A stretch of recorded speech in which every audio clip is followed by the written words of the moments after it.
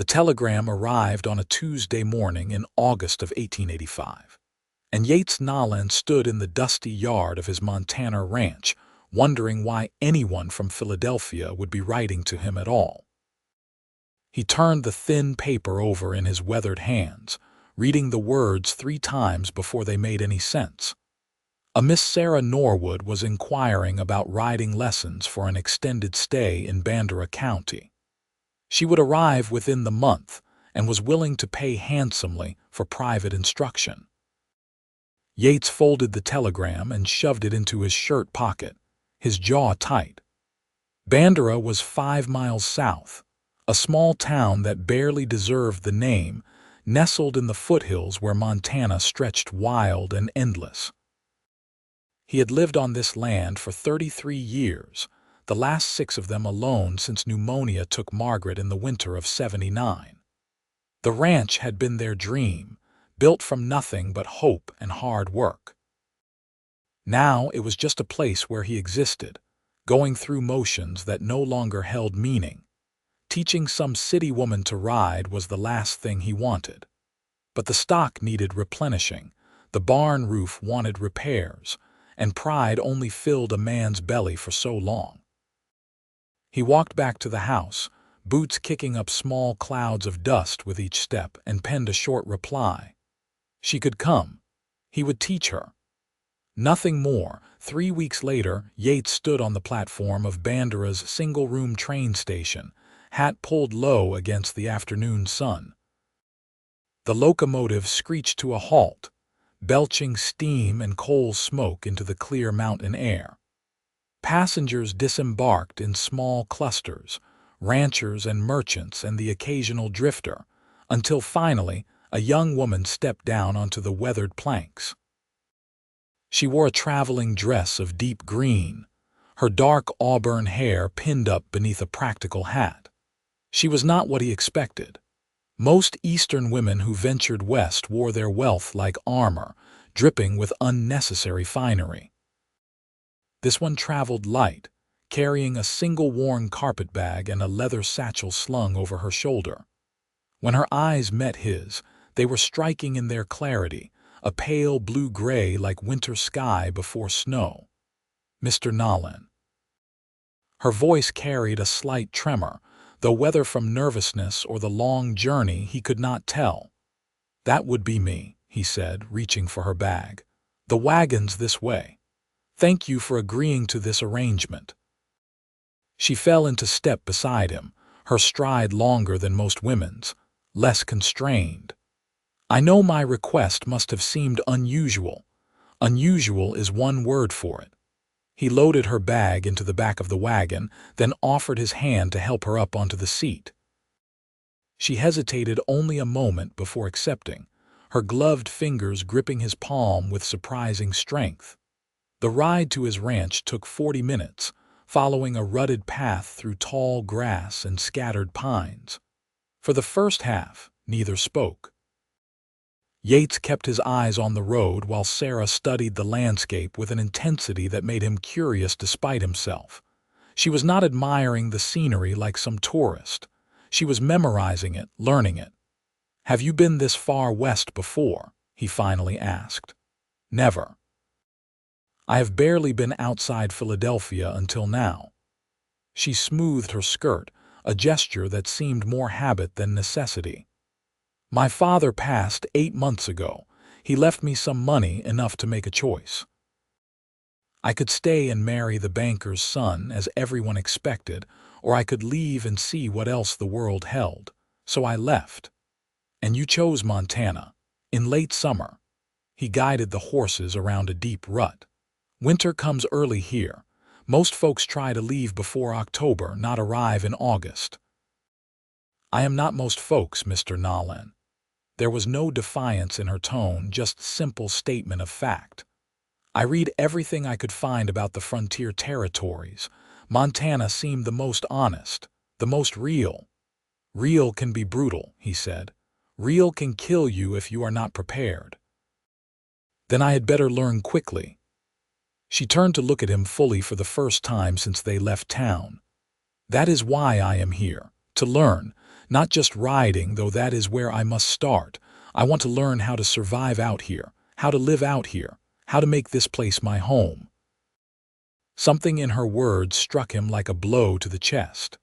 That determination, that hunger for purpose, he had felt it once, before loss carved the feeling out of him and left nothing but hollow routine. He did not want to think about those old emotions, did not want this strange woman with her clear eyes and quiet strength stirring up what he had carefully buried. They reached the ranch as the sun began its descent toward the mountains.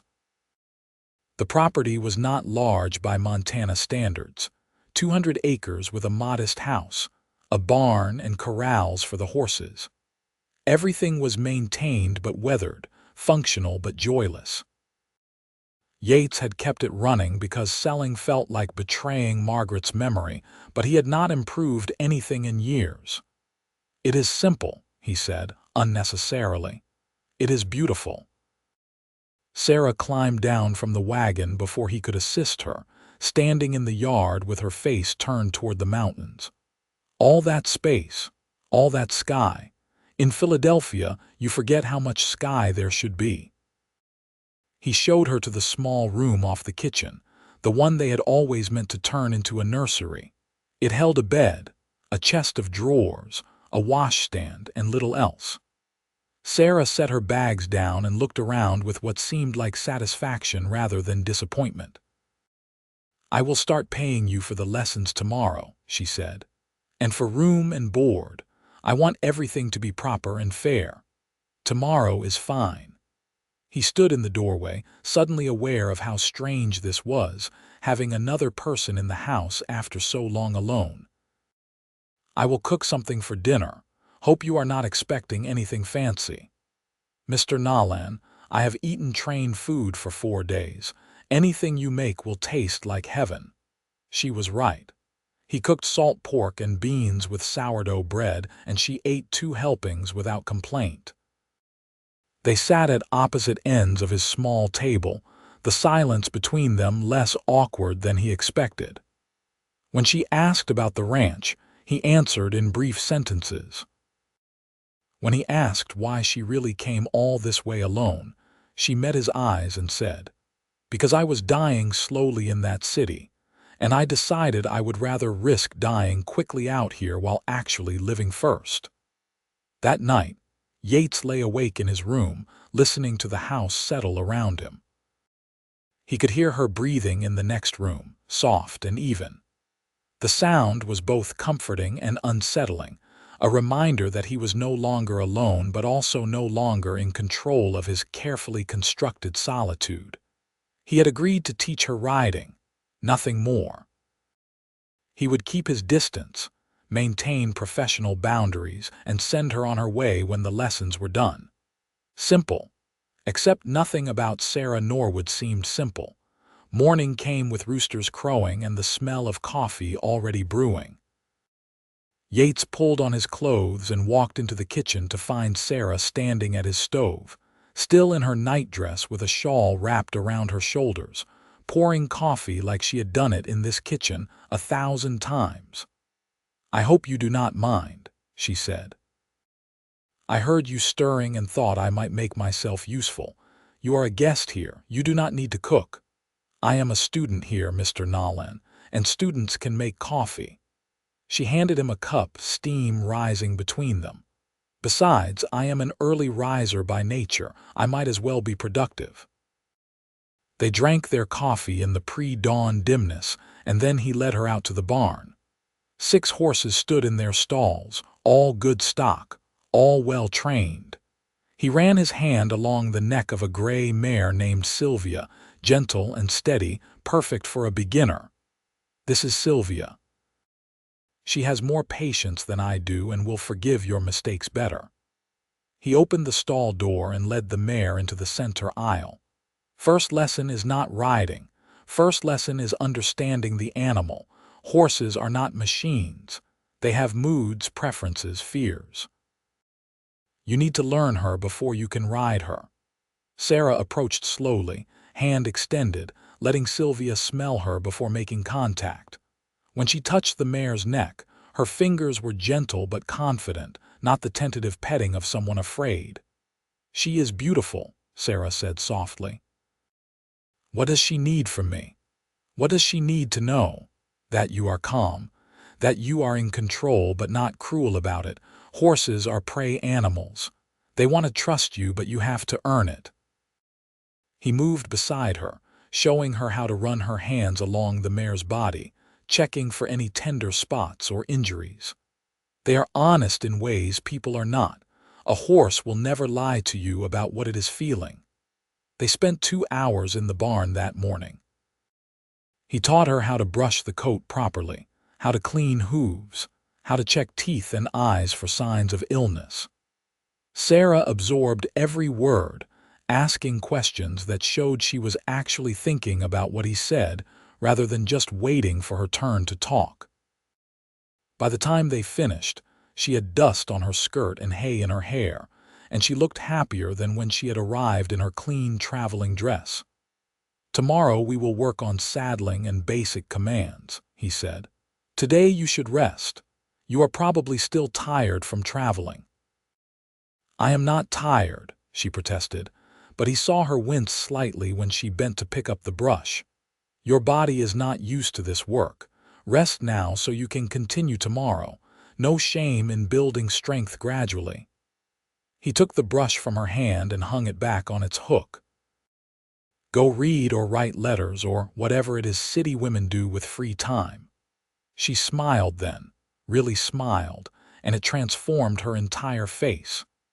"City women mostly sit in parlors and gossip about other city women. I think I will explore the property instead if you do not mind. Get to know the land." "Stay within sight of the house," he said automatically, then felt foolish. She was a grown woman, not a child. "The terrain is trickier than it looks, easy to turn an ankle. I will be careful." She paused at the barn door, backlit by late morning sun. "Thank you, Mr. Nolan, for agreeing to this. I know I am an imposition." "You are a paying customer," he said, which was not quite a denial but close enough. Over the next 2 weeks, they fell into a rhythm. Sarah proved to be a dedicated student, arriving at the barn each morning before he finished his own coffee, ready to work. She learned quickly, her body adapting to the physical demands with surprising speed.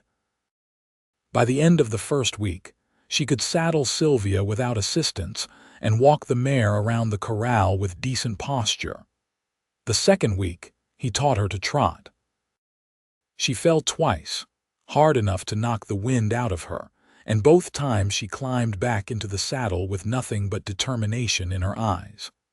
The second fall split her lips slightly, and when he offered to call the lesson off, she wiped the blood away and told him to stop coddling her.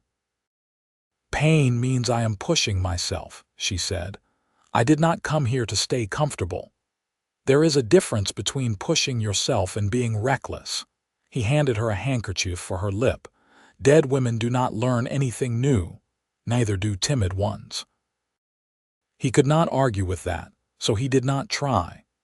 Instead, he taught her how to fall properly, how to roll with the impact instead of fighting it. She practiced until she could dismount at speed without hesitation, trusting her body to know what to do. Watching her learn was like watching something dormant come to life. And despite his best intentions, Yates found himself looking forward to their morning lessons. In the afternoons, while Sarah explored the property or read on the porch, he attended to ranch work. Mending fences, rotating grazing areas, checking the small herd of cattle he kept mostly out of habit. The work was endless and monotonous, same as it had been for years, but now when he returned to the house, there was lamplight in the windows and the sound of another person moving through the rooms.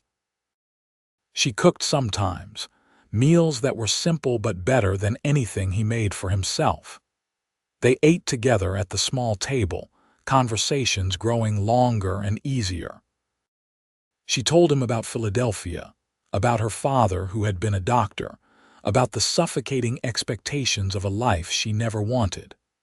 He told her about the ranch, About building it with Margaret, about the pneumonia that took her so fast he barely had time to say goodbye. "You must have loved her very much," Sarah said one evening, pushing beans around her plate. "I did."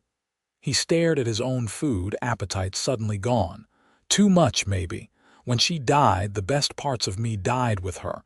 What is left now is just going through motions." "I do not believe that." Sarah's voice was quiet but firm. "You are a good teacher, Mr. Nolan, patient and thorough. That takes someone who still cares, even if he pretends not to.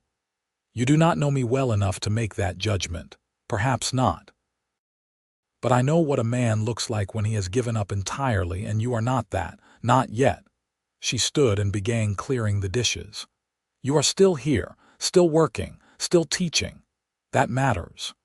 He wanted to argue, to tell her she was wrong, that he was just a shell of who he used to be.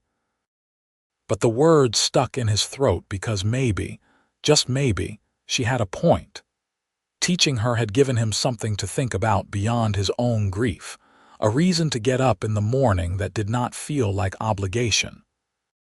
3 weeks into her stay, Yates decided she was ready to ride beyond the corral. They saddled up at dawn, Sylvia for her and his own horse, a chestnut gelding named Copper for him.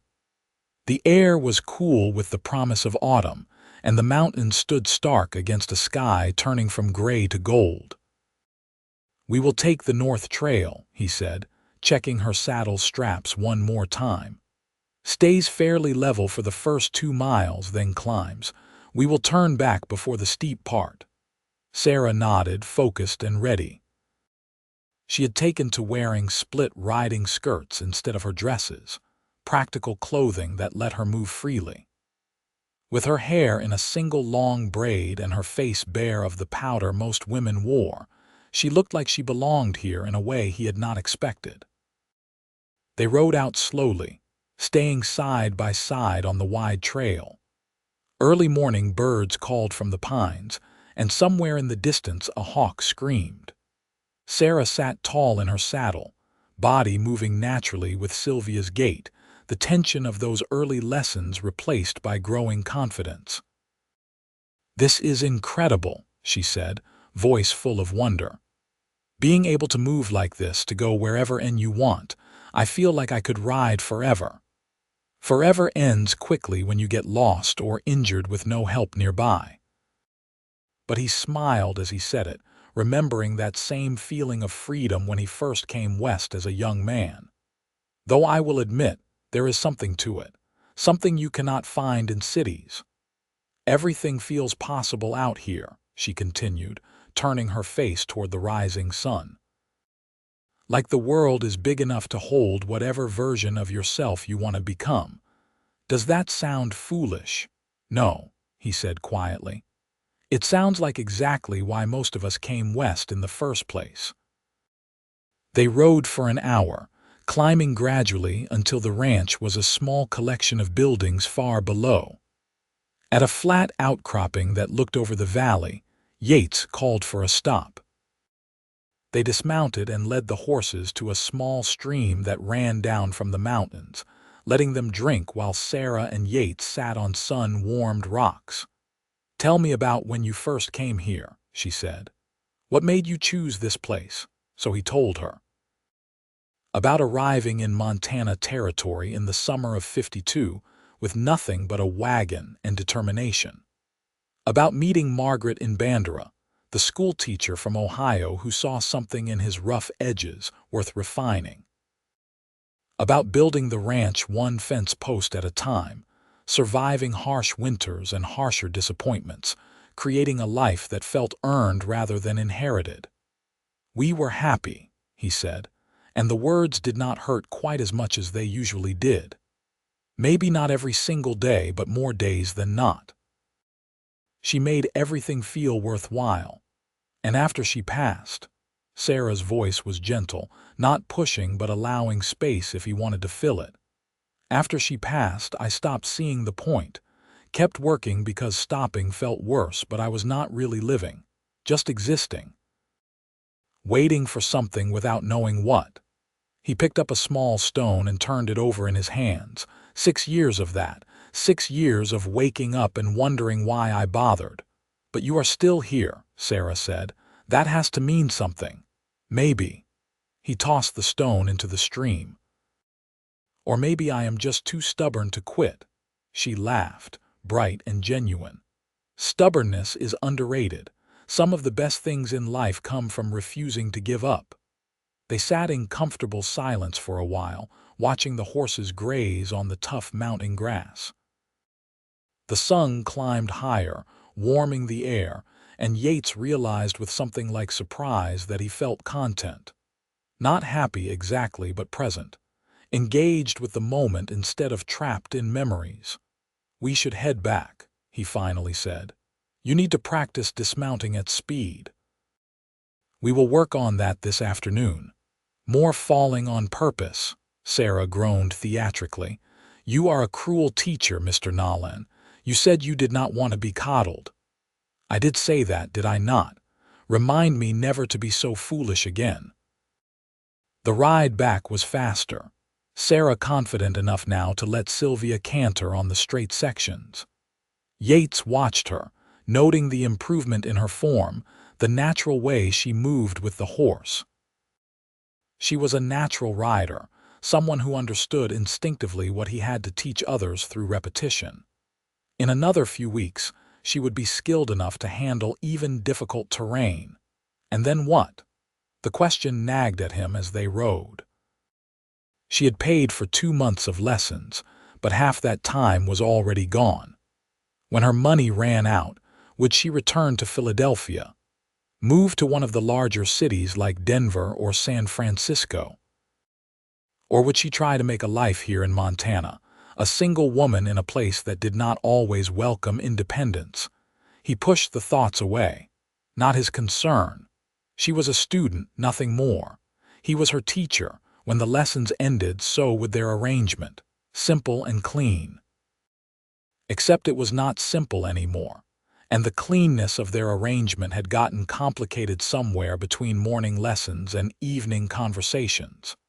That afternoon, true to his word, he worked with her on emergency dismounts. Over and over, she practiced leaping from the moving horse, tucking and rolling, coming up on her feet ready to run if needed. She hit the ground hard enough to leave bruises, but each time her recovery was faster, more controlled. "Why is this so important?" she asked after the 10th attempt, breathing hard and dusting off her skirt. "Because sometimes staying on the horse is more dangerous than getting off." He walked Sylvia back to the starting position. Stampedes, snake spooks, bad terrain. You need to be able to leave the saddle fast without thinking about it. And you learned this the hard way, I assume. Broke 2 ribs and my left arm my 2nd year here. Got thrown when Copper spooked at a rattler. Stayed in the saddle too long trying to regain control, and when I finally came off, I landed badly. He touched his left arm unconsciously, remembering the pain. Margaret had to nurse me through 6 weeks of healing. Swore after that I would learn to fall properly. She sounds like she was remarkable. She was. He paused, then added, "You would have liked her. She was stubborn too. Refused to accept the way things were if she thought they could be better." Sarah smiled. "I will take that as a compliment. It is one." As September arrived, the weather began to shift. Mornings came with frost on the grass, and the aspens started turning gold along the mountainsides. Sarah's riding improved to the point where Yates had little left to teach her about basic skills. Instead, they spent their time on longer rides, exploring the territory around the ranch, and he began showing her the practical aspects of ranching. How to read weather patterns in the clouds and wind. How to spot signs of predators or injured livestock. How to navigate by landmarks when trails disappeared. How to build an emergency shelter if caught out overnight. These were not riding lessons anymore, he realized. These were survival lessons. He was teaching her how to live here, not just visit. "You are planning to stay," he said one afternoon as they rode back from checking fence lines. It was not a question. I am. She did not look at him, keeping her eyes on the trail. I have been writing to a land office in Bandera. There is a small property for sale about 8 miles from here. 40 acres with a cabin, not much, but it is a start. Something cold settled in his chest. You cannot run a property that size alone, not through a Montana winter. I will hire help when I need it, learn what I do not know yet. Now she did look at him, chin raised slightly. I know it will be difficult, Mr. Nolan. I am not naive, but I did not come here for easy. I came here for possible. Possible can still get you killed. He heard the edge in his voice and tried to soften it. I am not saying do not try. I am saying be realistic about what you are taking on. I am being realistic. I have money enough to last a year if I am careful, time enough to learn, to build something sustainable. Her hands tightened on the reins. And I am not leaving. I would rather die trying to make this work than live another day in Philadelphia. The conviction in her voice was absolute, and Yates recognized it because he had felt the same way once. That desperate need to build something with your own hands, to prove you could survive on your own terms. It was what brought people west, kept them here despite the hardships. The property you mentioned, is it the old Miller place? He asked. Yes. Do you know it? I do. Cabin needs work, but the land is decent. Good water source, some timber. He guided Copper around a fallen log. If you are serious about buying it, you should have someone who knows construction look at the cabin first. Make sure it will hold up through winter. Would you look at it? The question was direct, no coyness or manipulation. I trust your judgment and I will pay you for your time. He should say no, should maintain the boundaries he had set, but he heard himself saying, I will look at it, no charge, consider it part of your lessons. Her smile was worth more than any payment she could have offered. They rode out to the Miller property 2 days later, taking a full morning for the journey. The cabin sat in a small clearing surrounded by pines, with a creek running nearby and a view of the mountains that took Sarah's breath away. The structure itself was rough, built quickly by someone who knew function mattered more than form, but it was solid enough. Yates walked the perimeter, checking foundation stones and log joints, examining the roof for gaps and the chimney for cracks. Inside, the single room was sparse, dirt floor and log walls, but the door hung straight and the window shutters were intact. It will need work, he said, running his hand along a wall beam. The chinking between logs needs replacing before winter. Roof could use another layer of sod. And you will want to build a floor, at least wooden planks over the dirt. But it is livable. Sarah stood in the center of the room, turning slowly to take everything in. With repairs, yes. And you will need a barn or at least a lean-to for livestock. This clearing is big enough. He moved to the window, looking out at the land. You really plan to do this? Live here alone? Yes. She came to stand beside him, close enough that he could smell lavender and wood smoke in her hair. I know you think I am crazy. I think you are brave. Maybe too brave for your own good, but brave nonetheless. He turned to face her, and the small space brought them closer than he intended. But you should know what you are getting into. Winter here is not like Philadelphia winter. You can go weeks without seeing another soul. The snow can trap you inside for days. The cold is brutal and mistakes are not forgiving. Will you help me? The question was quiet, vulnerable in a way she rarely showed. Not every day, I know you have your own ranch to run, but occasionally. I will pay you or trade work or whatever makes sense. I just need someone who can guide me through the first year. He should say no. Every rational part of him knew that continuing to spend time with her was dangerous. She had already worked her way past his defenses without trying, made him feel things he thought died with Margaret. Agreeing to help her beyond the riding lessons was asking for pain when she inevitably realized frontier life was not what she wanted and left. But looking at her now, standing in this rough cabin with hope and determination shining in her eyes, he could not say no. "I will help you," he said. "We will get this place ready before the snow comes. Make it safe." Her hug caught him completely off guard. One moment they were standing apart and the next her arms were around him, her face pressed briefly against his chest. She pulled away almost immediately, color rising in her cheeks. "I am sorry, that was inappropriate. I just thank you, truly." She stepped back, flustered in a way he had never seen her. "It is fine," he managed, trying to ignore how his heart was racing. "We should head back. Lots of planning to do." The ride home was quiet, but the silence felt charged with something new and uncertain. Yates kept his eyes on the trail and his thoughts carefully controlled. She was his student. She needed help. He was providing it, nothing more complicated than that. But when they reached his ranch and he helped her down from Sylvia, his hands stayed on her waist a moment longer than necessary. And neither of them mentioned it. Over the next 3 weeks, they worked on the Miller cabin whenever weather allowed.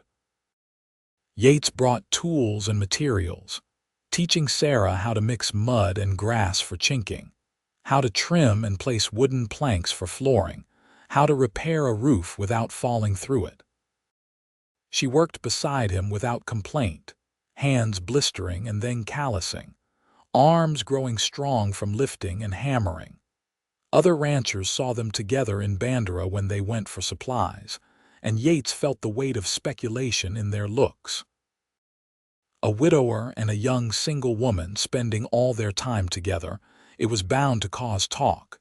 He ignored it, and Sarah seemed oblivious, focused entirely on preparing her future home. "You ever regret it?" she asked one afternoon as they worked on replacing the cabin's door frame. "Coming west, building a life here, especially after losing your wife," he considered the question while planing a piece of wood smooth. "I regret that Margaret died so young, that we did not get more time. But coming here, building this life, no, this place gave me the best years I have known. The fact that they ended does not make them less valuable. That is a good way to see it." She held the board steady while he measured. "I hope when I am your age I can look back and feel the same. I am 33, not ancient. I did not mean it like that. I am 22. I just meant, in the future when I have more years behind me." She was flustered again, and he found it oddly endearing. "I know what you meant. I am just giving you trouble." He marked the wood and began cutting. "What about you? Ever regret leaving Philadelphia? Not once." "Not even on the hardest days." She was quiet for a moment, then added, "Though I do wish I had someone to share this with. Building something alone is satisfying, but building it with someone would be better." The words hung between them, layered with meaning neither seemed ready to address. Yates focused on his cutting, letting the rasp of the saw fill the silence. By mid-October, the cabin was weathertight and functional. They had finished the floor, repaired the roof, replaced chinking, and built a small lean-to for a horse and supplies. It was not luxurious, but it would keep Sarah alive through the winter. "I can start moving in," she said, standing in the cabin doorway. "I have taken up your space long enough." "You have not been a burden," he said, and meant it. The house felt less empty with her in it. Meals tasted better when shared, and he had started looking forward to evenings on the porch, talking until the stars came out. "But you are ready. This place will serve you well. Come have dinner with me tomorrow night." The invitation was casual, but her eyes were not. "A celebration of finishing the cabin. I will cook something special." "I would like that." He rode home alone that evening, the path familiar even in gathering darkness.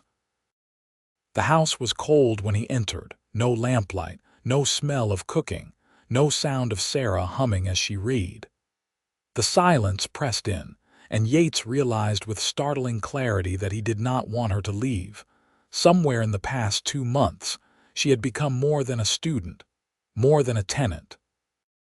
She had become the reason he got up in the morning with purpose, the reason food tasted good again, the reason he noticed the beauty in sunsets and first frost. She had reminded him what it felt like to be alive instead of just existing. And tomorrow she would move into her own cabin, and he would go back to being alone, unless he did something about it. The thought terrified him. He had loved Margaret with everything in him, and losing her nearly destroyed him. Opening himself to that kind of pain again felt impossible. But the alternative, watching Sarah slip away into simple neighborliness, felt worse. He barely slept that night, mind churning through possibilities and fears. By morning, he had made no decisions but could not avoid them any longer. He did his chores mechanically, fed the horses, checked the cattle, repaired a gate that did not really need repairing. When afternoon came, he bathed and put on his better shirt, the one he saved for occasions, and rode to Sarah's new cabin. She met him at the door, flower on her cheek and a smile on her face. The cabin was transformed, her few possessions unpacked and arranged to make the space feel like a home. Wildflowers in a jar on the table, quilts on the bed she had purchased in town, books stacked neatly by the fireplace. "You have been busy," he said, looking around.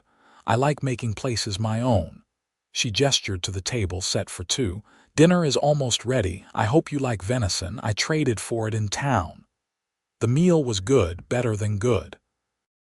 She had roasted the meat with wild herbs and made biscuits that were fluffy despite the limitations of the small fireplace.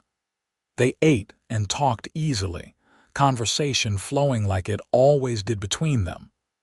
But underneath, Yates felt tension building, words he needed to say crowding his throat. After dinner, they sat outside on the small bench he had built for her porch. The sun was setting, painting the sky in shades of orange and purple, and the air carried the sharp bite of coming winter. Sarah wrapped a shawl around her shoulders and leaned back against the cabin wall, content. "Thank you for everything," she said quietly. "You gave me more than riding lessons. You gave me a chance at the life I wanted. I will never forget that." "You did the work," he said. "I just pointed you in the right direction. You did more than that. You believed I could do it when you had every reason to think I would fail." She turned to look at him, and the last sunlight caught in her eyes, turning them golden. "You gave me confidence, purpose. You made me feel like I belonged here. You do belong here." The words came out rougher than he intended. "You belong here more than most people who were born in Montana. You have the spirit for it. So do you, even if you forgot for a while." He looked at her, really looked at her, and saw everything he had been trying not to see for weeks. The intelligence in her eyes, the strength in her bearing, the gentle kindness that had coaxed him back into living. She was remarkable, and he was in love with her, and the realization was both terrifying and inevitable. "Sarah," he started, then stopped, unsure how to continue. She waited, patient as always, giving him space to find the words. "These past 2 months they have been better than any time since Margaret died." He forced himself to maintain eye contact. "You came here wanting to learn to ride, and somehow you taught me how to feel alive again." I did not think that was possible, did not want it to be possible, honestly. It felt like betraying Margaret's memory. Yates. His name on her lips was soft. She so rarely used his first name, and hearing it now felt intimate. "Let me finish, please." He took a breath. "I am not good at this. Was not good at it even when I was young. But you should know that I care about you. More than I should, probably more than is wise. And if you feel nothing of the sort, I understand. I am older, set in my ways, still grieving a woman who has been gone 6 years. But if there is any chance you might feel something too, then I needed to say it. Needed to know." The silence that followed felt endless. Sarah's face was unreadable in the fading light, and Yates braced himself for gentle rejection, for the friendship-only speech he probably deserved. Then she reached over and took his hand, lacing her fingers through his. "I was terrified you would never say anything," she said. "I have been half in love with you since you taught me to brush Sylvia and told me horses never lie about their feelings. And I fell the rest of the way when I realized you were teaching me not just how to ride but how to truly live here. You have been so careful to maintain distance, so proper, and I thought maybe I was imagining the way you looked at me sometimes. You were not imagining it." Relief flooded through him, followed quickly by joy. "I looked at you that way because I wanted to kiss you and knew I should not. And now," her voice held a smile he could hear, "now I am going to ask permission first, permission granted." He kissed her as the last light faded from the sky, gentle at first, then deeper when she responded with equal feeling. She tasted like biscuits and wildflower honey, and her hand came up to cup his jaw, thumb stroking his cheek. When they finally pulled apart, both were breathing hard, and Yates felt more alive than he had in years. "I am still figuring this out," he said, resting his forehead against hers. "Being happy again, letting someone in, it might not always be easy. Nothing worth having is easy." She kissed him again, quick and sweet. "We will figure it out together, one day at a time." They sat together on her porch until the stars came out, holding hands and making quiet plans. There was no rush, both agreed. They would continue as they had been, neighbors and friends, and now something more. He would help her through her first winter, teach her everything else she needed to know. She would continue building her independence while they built something together. "Stay tonight," she said when the cold finally drove them inside. I mean just stay.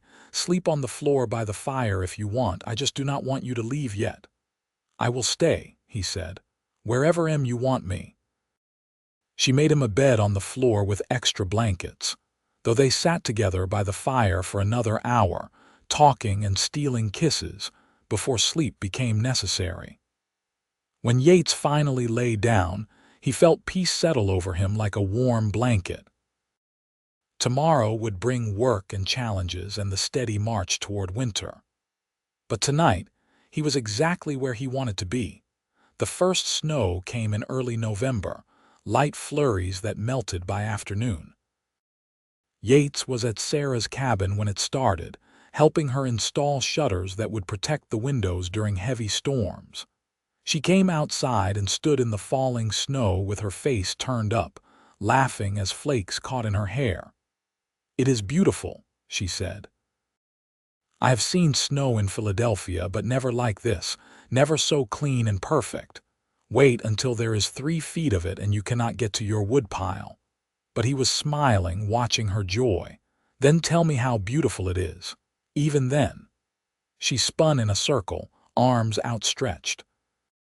"Everything is more beautiful when you are happy. I never understood that before." He pulled her close, kissing snow off her nose and cheeks. "Come to my place tonight. The ride will be cold, but I will make it worth your while with a hot meal and a real fire." "Are you trying to seduce me with the promise of a good fireplace?" She wrapped her arms around his neck. "Is it working?" Shamelessly. They rode to his ranch together, Sarah now confident enough to handle even tricky terrain. The house welcomed them with the warmth of the fire Yates had left burning and the smell of stew he had started that morning. They ate together at his table, the one that no longer felt too big, and afterward sat close on the porch despite the cold, watching snow fall in the darkness. "When spring comes, I want to expand my property," Sarah said, nestled against his side. "Maybe get a few cattle, some chickens, really make it a working ranch. That is a good plan. I can help you select stock." He pulled the blanket tighter around them both. "Might make sense to combine resources eventually. Share equipment, coordinate grazing." "Combine resources." She looked up at him. Is that your way of suggesting something? Might be. He met her eyes. Too soon to talk about it. No. I like planning for the future, especially when you are in it. She kissed his jaw. But let us get through one winter first. Make sure I do not drive you crazy with my stubbornness. Your stubbornness is one of my favorite things about you. Winter settled in earnestly by late November. The snow came heavier, staying on the ground, and temperatures dropped until water froze overnight. Yates spent half his time at his ranch and half at Sarah's, teaching her the rhythms of winter survival. How to conserve firewood while staying warm. How to melt snow for water when the creek froze. How to recognize the signs of frostbite and hypothermia. She learned it all with the same determination she had brought to riding, and Yates found himself constantly impressed by her resilience. The winter that would have defeated most newcomers only seemed to strengthen her resolve. When the woodpile ran low, she helped him cut more, swinging the axe with improving accuracy. When supplies ran short, she was the one who insisted they could make the trip to Bandera despite the snow. They traveled together through the white landscape, horses picking careful paths through drifts. The town was quiet, most people staying inside, but the general store was open. While Sarah selected supplies, Yates found himself talking to the store owner, a man named Henrik who had known him for years. "Good to see you looking alive again," Henrik said quietly while weighing flour. "That young lady has been good for you." "She has," Yates admitted. "You planning to make it official, or just let people keep talking? When I ask her to marry me, you will be among the first to know." The words came out easily, no hesitation, and Yates realized he had already decided. Probably weeks ago. Maybe the first time she smiled at him covered in hay and horse dust. "I will hold you to that." Henrik wrapped the flower in paper. "Margaret would be happy for you, you know. She never wanted you to stay alone forever." The mention of Margaret did not hurt the way it once did. Time and Sarah's presence had softened the grief into something bearable, something he could carry alongside the new joy in his life. "I know," Yates said. "I am starting to believe that myself." They made it back before dark, and Sarah insisted on cooking dinner at his place, claiming his fireplace was superior for the meal she planned. Yates sat at his own table and watched her move through his kitchen with easy familiarity, and the rightness of it struck him like a physical force. This was what he wanted. Her in his space, their lives intertwined, a future built together. "Marry me," he said, the words escaping before he could overthink them. Sarah turned from the fireplace, wooden spoon in hand, eyes wide. "What, marry me?" He stood, crossing to her. "I know it is fast. I know we probably should wait, but I do not want to wait. I want to wake up with you every morning and fall asleep beside you every night. I want to build something permanent, not just for one winter but for all of them.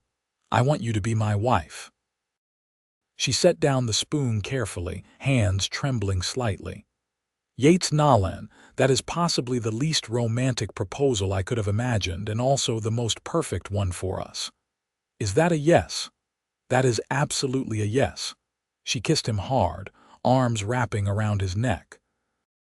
"Yes to mornings and nights and building something permanent. Yes to all of it." They married in December, a small ceremony in Bandera with Henrik and his wife as witnesses. Sarah wore a simple blue dress, and Yates wore his best suit, the one he had married Margaret in, and if there was a moment of bittersweet memory, it passed quickly, replaced by present joy. The preacher pronounced them husband and wife, and when Yates kissed Sarah, it felt like a beginning rather than a replacement. The past would always be part of him, but the future stretched bright and full of possibility. They honeymooned at his ranch, snowed in for 3 days of perfect isolation.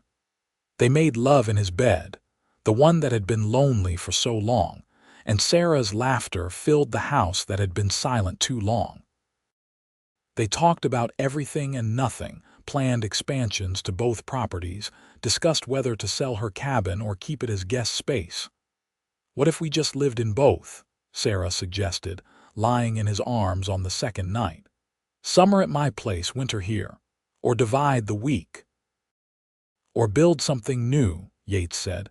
"Take the best parts of both properties and create something that is purely ours." "I like that idea." She traced patterns on his chest. "Something we designed together from the start. No ghosts, no past lives, just us." "Just us," he agreed and kissed the top of her head. Winter passed in a blur of snow and firelight and shared warmth. Spring arrived tentatively, melting snow revealing brown grass that would soon turn green. Yates and Sarah began planning in earnest, sketching out a new house that would sit between their two properties, combining the best views of each. "3 bedrooms," Sarah said, pencil moving across paper. "One for us, one for guests, and one for when we have children." "You want children?" The question was careful, exploring new territory. "Eventually. Not immediately, there is too much work to do first, but yes, I want children. A family." She looked up at him. "Is that something you want too? I know you and Margaret tried. We did. It never happened and we made peace with it. But yes, I want that with you. A family. Children running around this place, learning to ride, growing up wild and free." The image filled him with unexpected longing. They broke ground on the new house in April, enlisting help from neighboring ranchers who showed up with tools and willing hands. "In the frontier, you helped your neighbors because someday you would need help in return." The house rose slowly, log by log, a structure that was larger than either cabin but still practical, designed for the realities of ranch life. By summer, the frame was complete and walls were going up. Sarah worked alongside the men, insisting she could hammer nails and lift beams with the best of them. Yates watched her, sun-bronzed and strong, hair in a braid down her back, and marveled at how completely she had transformed his life. "You are staring," she said, catching him watching during a water break. "I am appreciating." He handed her a ladle of cool water from the bucket. "Appreciate while working. This house will not build itself." "Yes, madam." The house was finished by August, exactly 1 year after Sarah had arrived in Montana. They spent their first night in the new bedroom, windows open to the summer breeze, listening to night sounds of the land they both loved. Yates held his wife close and thought about the telegram that had arrived 1 year ago, the one he had almost ignored. "What are you thinking?" Sarah asked sleepily. "That I almost said no when you asked for riding lessons, that I almost missed all of this. But you did not say no. You took a chance on a crazy city woman who wanted to learn to ride. Best decision I ever made." He kissed her forehead. "Well, second best. The best was asking you to marry me. Asking, you pretty much demanded I marry you while I was trying to cook dinner. And you said yes. Because I am just as crazy as you are." They fell into the rhythms of ranch life as a married couple, dividing labor based on skill and preference. Sarah proved to have a talent for managing finances and planning expansions, while Yates handled the heavy physical work and animal husbandry. Together, they built the ranch into something more successful than it had been, combining their properties into a single thriving operation. In the fall of 1886, Sarah announced she was pregnant.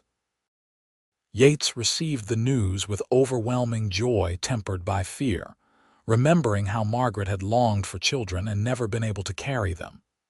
But Sarah's pregnancy progressed smoothly, and in May of '87, she gave birth to a healthy baby boy. They named him Matthew, and Yates held his son for the first time with tears streaming down his face. The baby was perfect, tiny and red-faced and screaming with impressive lungs, and Sarah looked exhausted and radiant in equal measure. "We made a person," she said, wonder in her voice. "An entire new person, We did. Yates carefully returned the baby to her arms. You are incredible, absolutely incredible. We are incredible together. She smiled up at him. That is what makes it work. Matthew grew strong and healthy, thriving in the Montana air. By his first birthday, he was toddling around the house, investigating everything with fearless curiosity that reminded Yates of Sarah. They celebrated quietly, just the three of them, with a small cake Sarah had managed to bake and a hand-carved wooden horse Yates had made. He is going to be a handful, Sarah predicted, watching their son demolish his piece of cake with both hands, takes after his mother. Excuse me, he gets his stubbornness from you. Agree to disagree.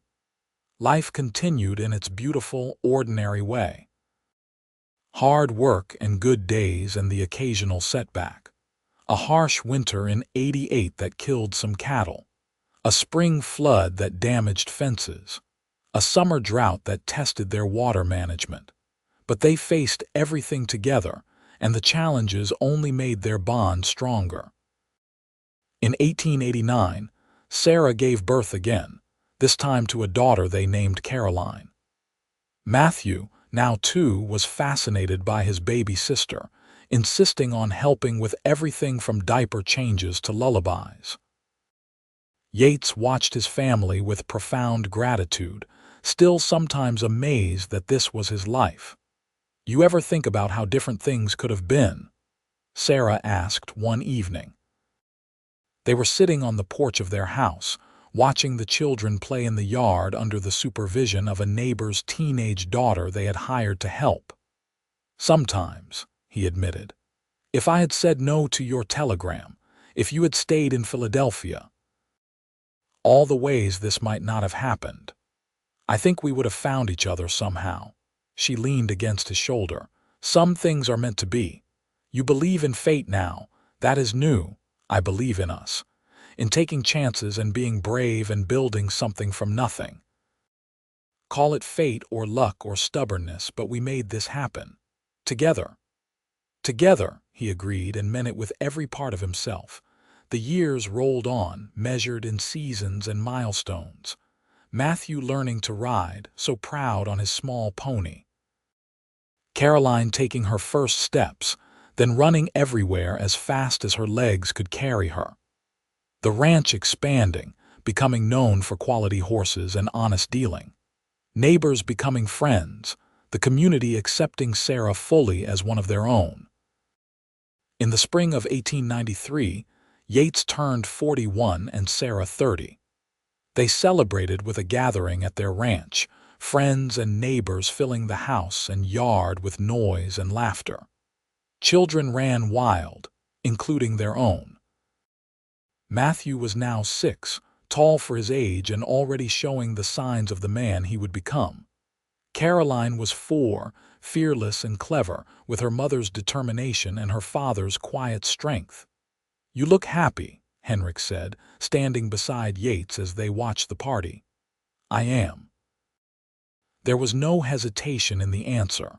Happier than I ever thought I could be again. Good, you deserve it. Henrik clapped him on the shoulder. You both do. That night, after everyone left and the children were asleep, Yates and Sarah sat on their porch as they had 100 times before.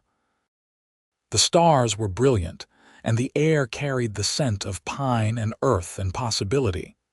Tell me what you are thinking, Sarah said, a ritual they had developed over the years.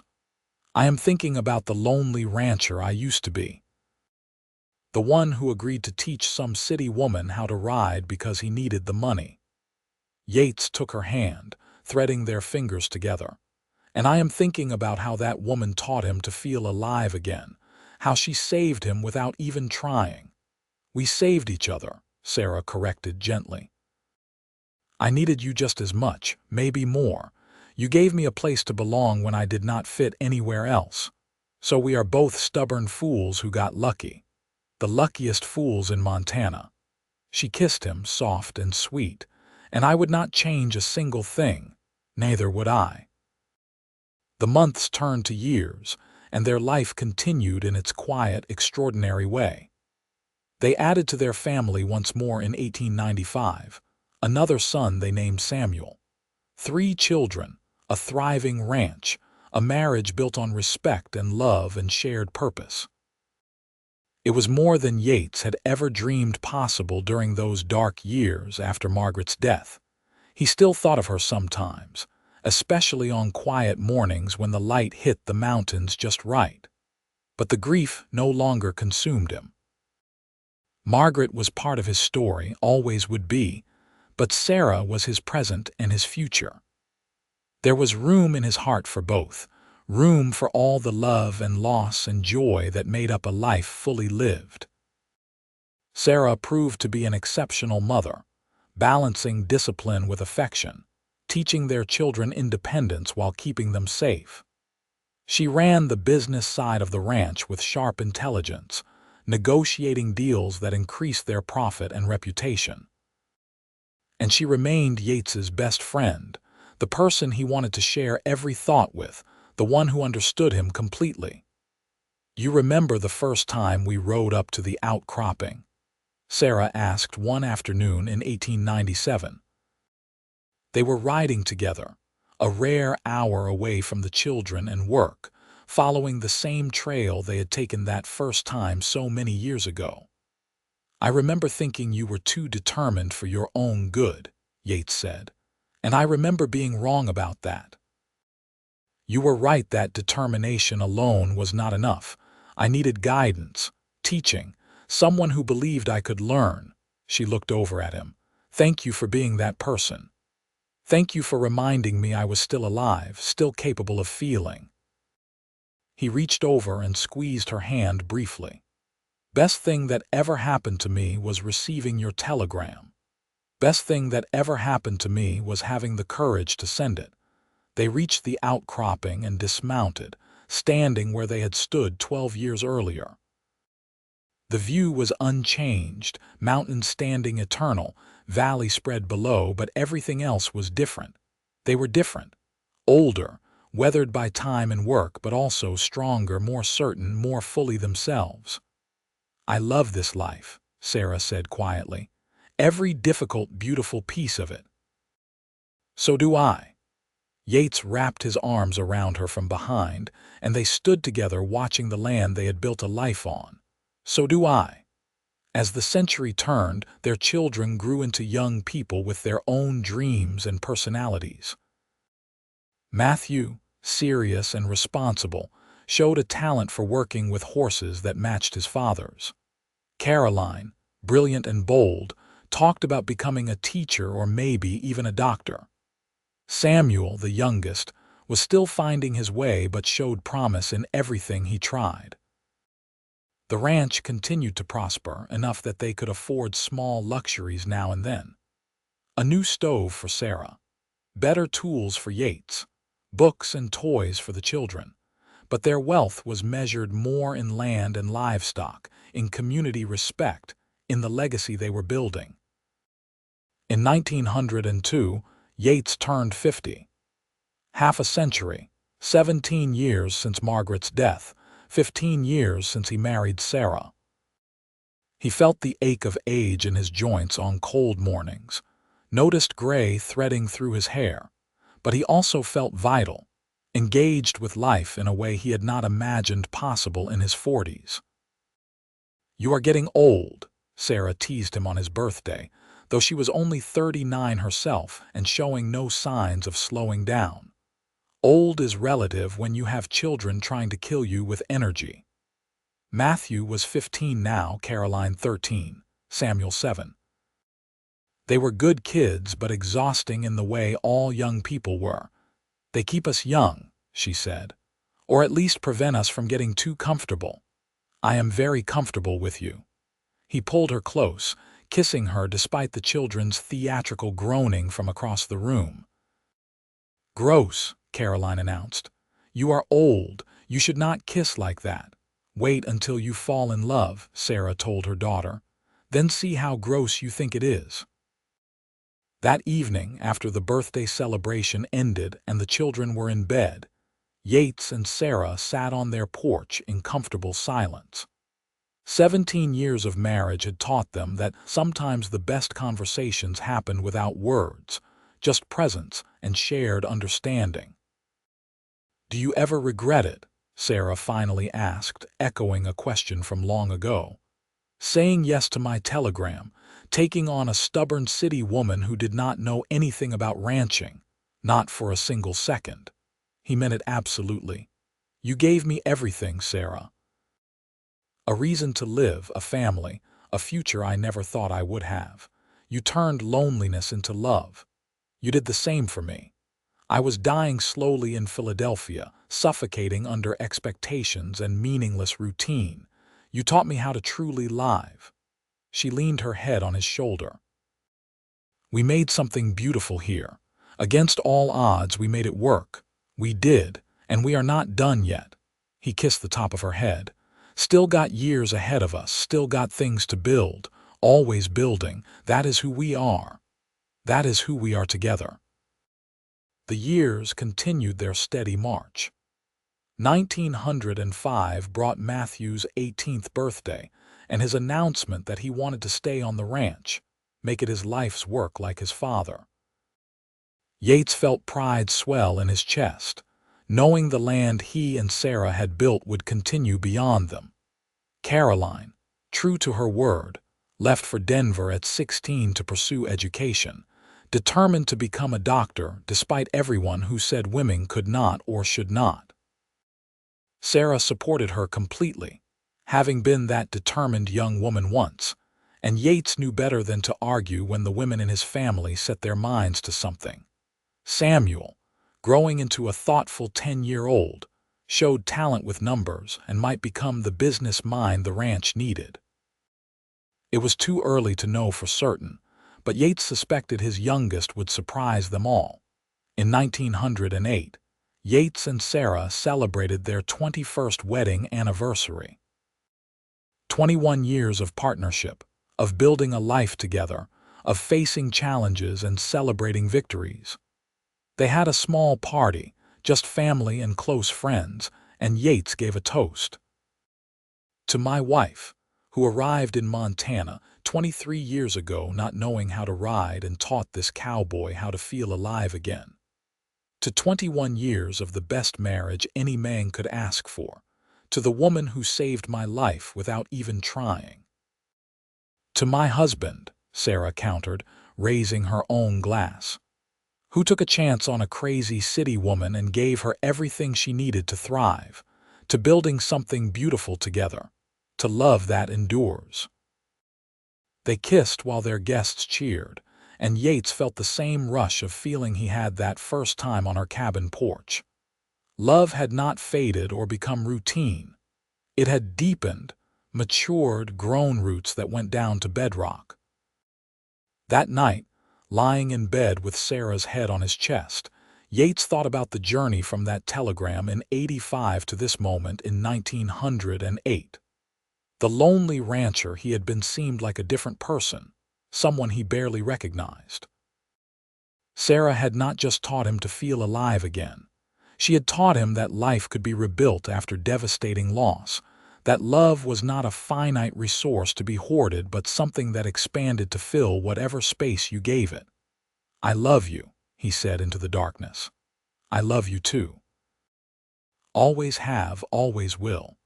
Even when I am old and stubborn and set in my ways, especially then. Though I would argue you have been old and stubborn and set in your ways since I met you." Fair point. They fell asleep in each other's arms, the way they had for 21 years, the way they would for however many years remained. The second decade of their marriage brought new challenges and joys. Caroline graduated from medical school in 1912, one of only a handful of women in her class. She returned to Montana and opened a practice in Bandera, becoming the town's first female doctor. Yates had never been more proud of anyone. Matthew married a local girl named Anna in 1913, a big wedding that filled their house and yard with celebration. Sarah cried happy tears, and Yates gained a daughter-in-law he adored. When Matthew and Anna had their first child in 1914, a daughter they named Margaret Sarah, Yates held his granddaughter and felt the circle complete itself. Samuel, showing the business acumen they had suspected, took over the financial management of the ranch at 16, freeing Yates and Matthew to focus on the land and animals. Between the three of them, with Anna's help and Sarah's continued oversight, the ranch became one of the most successful operations in the territory. In 1915, Montana became a state, and Yates marked 30 years since Sarah had sent that telegram. They celebrated quietly, just the two of them, riding out to their special outcropping to watch the sunset. 30 years, Sarah said, wonder in her voice. Sometimes it feels like yesterday, sometimes it feels like forever. Feels like exactly the right amount of time. Yates sat beside her on the same warm rocks where they had sat decades ago. Enough to build something real, not enough to take you for granted. You could never take me for granted. I am too stubborn to allow it. True. That stubbornness is one of my favorite things about you. You have said that before. It remains true. As the sun set, painting the sky in brilliant colors, Yates reflected on the life they had built. Not perfect, nothing ever was, but real and earned and deeply satisfying. He had loved Margaret and lost her. Then he had found Sarah, or she had found him, and together they had created something beyond what either could have imagined alone. Tell me what you are thinking, Sarah said, their old ritual. I am thinking about a lonely rancher who agreed to teach riding to a city woman. And I am thinking about how that city woman taught him everything that really mattered, how to hope again, how to love again, how to live instead of just exist. He took her hand. I am thinking about how grateful I am for every single day we have had together. I am thinking the same thing. She squeezed his fingers. You saved me just as much as I saved you. We saved each other. Best kind of love story. The only kind worth having. They rode home in the gathering darkness, sure of the path, sure of each other. The house waited with warm lamplight and the sound of family, Matthew and Anna and baby Margaret visiting for dinner. The ranch spread around them, 200 acres that had become 2,000 over the years, a legacy built by determination and love. That night, lying beside his wife of 28 years, Yates thought about the telegram one more time, the simple request that had changed everything. He had almost said no, almost missed all of this. But he had taken the chance, and Sarah had taken an even bigger one, leaving everything familiar for the unknown frontier. Thank you, he said quietly. For what? Sarah's voice was drowsy, halfway to sleep. For sending that telegram, for being brave enough to come here. For teaching me how to feel alive again. Thank you for saying yes, for taking a chance on me, for building this life with me. She turned in his arms, face barely visible in the darkness.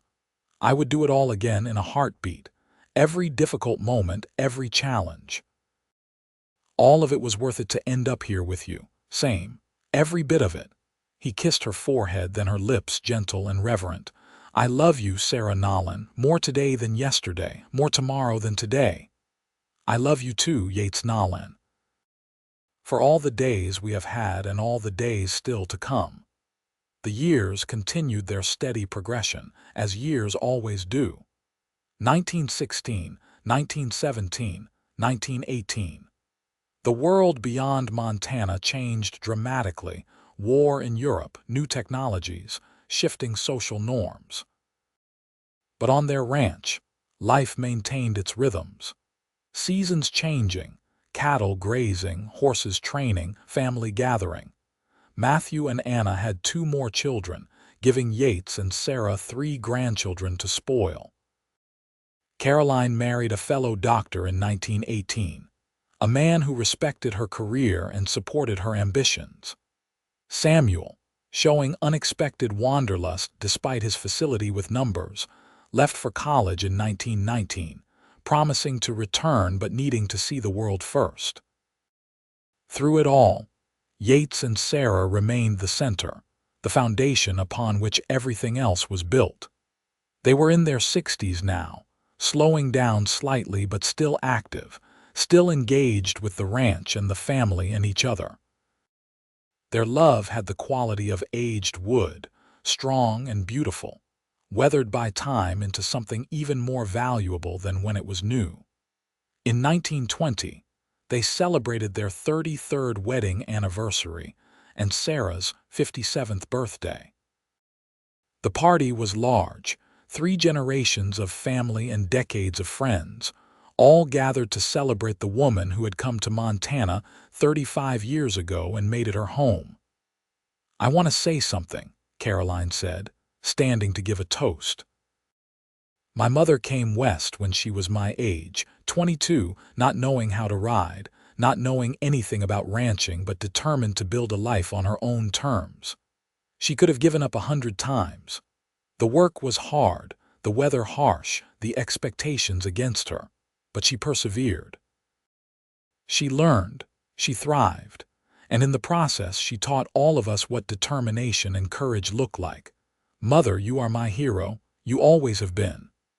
Sarah wiped tears from her eyes and Yates squeezed her hand. Pride and love swelled in his chest, overwhelming in its intensity. This woman, his wife, had done so much more than learn to ride. She had built a legacy, raised incredible children, created a family and a business that would endure. "Thank you," Sarah said, voice thick with emotion. "But I did not do any of it alone. Your father took a chance on a stubborn city woman and taught her everything she needed to know. He gave me the tools and the confidence. He was my partner in every sense. Whatever I built, we built together. To partnership," Matthew raised his glass. "To parents who showed us what real love looks like. Happy anniversary." The celebration continued late into the night, and when Yates and Sarah finally retired to their room, both were exhausted but happy. They lay in bed, holding hands in the darkness, listening to the sounds of family settling throughout the house. 33 years, Sarah said. "More than half my life spent with you." "Best years of my life," Yates replied. "Every single one, even the hard ones, especially the hard ones. The hard times taught us we could survive anything together, made the good times sweeter. You are a wise man, Yates Nolan. I am a lucky man married to an extraordinary woman. That is not wisdom, just truth." In 1921, Yates turned 69. He felt the weight of his years more now, joints that protested cold mornings, a back that objected to hours in the saddle. But he still rode every day, still worked the ranch alongside Matthew, still found joy in the physical labor that had defined his life. Sarah, at 58, remained sharp and engaged, managing the business side of the operation with the same intelligence she had always brought to it. Her hair was silver now, lines etched deep around her eyes and mouth, but to Yates she was as beautiful as the day she stepped off the train in '85. "We are getting old," she said one morning, catching him watching her over breakfast. "Speak for yourself. I am aging like fine whiskey." "You are aging like old leather, but I love you anyway. Old leather is durable, useful, time-tested, also stiff and stubborn. Now you are just being mean." She laughed, the sound that had filled his house and his heart for 36 years. "I am being honest. You taught me horses never lie about their feelings. Neither do I. Fair enough." He reached across the table and took her hand. "As long as you honestly love this old leather cowboy, with everything in me, yesterday, today, tomorrow, and every day after that." Those words proved prophetic. In the spring of 1922, Yates suffered a heart episode while working in the barn. Sarah found him collapsed against Sylvia's stall, the old mare standing guard over him like she understood something was wrong. Caroline, their doctor daughter, was summoned immediately, And between her medical knowledge and Sarah's fierce determination, they kept him stable. "You are not allowed to leave me," Sarah said, sitting beside his bed while he recovered. "We made a deal. You promised me all the days still to come. I am holding you to that." "I am not going anywhere," he assured her, though his own mortality had never felt quite so present. "Takes more than a bad heart to separate me from you." "Good, because I need you, the ranch needs you, our family needs you." Her eyes were bright with unshed tears. "I need you. I am here. I promise." The episode scared them both, a reminder that their time was not infinite. They slowed down after that, delegating more to Matthew and Anna, spending more time simply being together. They rode less but enjoyed it more, savoring the Montana landscape they both loved. They sat on their porch for hours, talking or silent, just being present with each other. In 1923, Sarah turned 60. The party was smaller, more intimate, just immediate family. She and Yates sat together surrounded by children and grandchildren, by the legacy of their love, and Yates felt content in a way that transcended happiness. "You know what I wish?" Sarah said that night as they prepared for bed. "What?" "That we could go back and tell our younger selves how it all turns out.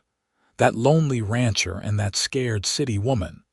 I wish we could tell them it works, that taking the risk was worth it, that love really can heal and transform and make everything better." "They figured it out," Yates said, helping her into bed and settling beside her. "We figured it out, and yes, it was absolutely worth it.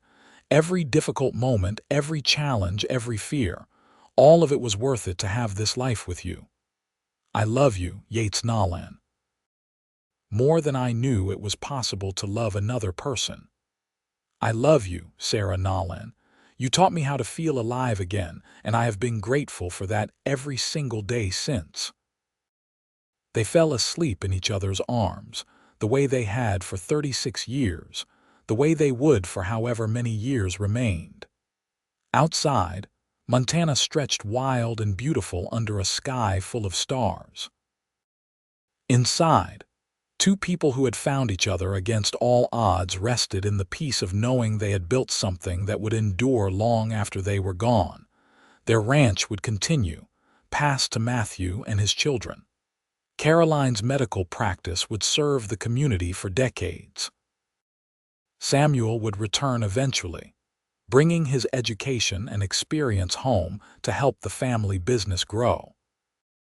And the love story of the lonely rancher and the stubborn city woman would be told and retold, a testament to taking chances and choosing courage and believing that life can always begin again. The telegram that arrived in August of 1885 had changed everything. Yates had said yes, Sarah had been brave enough to come, and together they had built a life worth living. That was the legacy that mattered most. Not the land or the money or the success. The love, the partnership, the proof that two broken people could come together and make each other whole. And every morning when Yates woke beside Sarah, every evening when they sat together watching the sun set over the mountains, he knew with absolute certainty that agreeing to teach her riding was the best decision he ever made. Because in return, she had taught him something far more valuable. She had taught him how to hope, how to love, how to live fully instead of just surviving. She had taught the cowboy how to feel alive again. That was the greatest gift anyone had ever given him, and he would spend the rest of his life being grateful for it.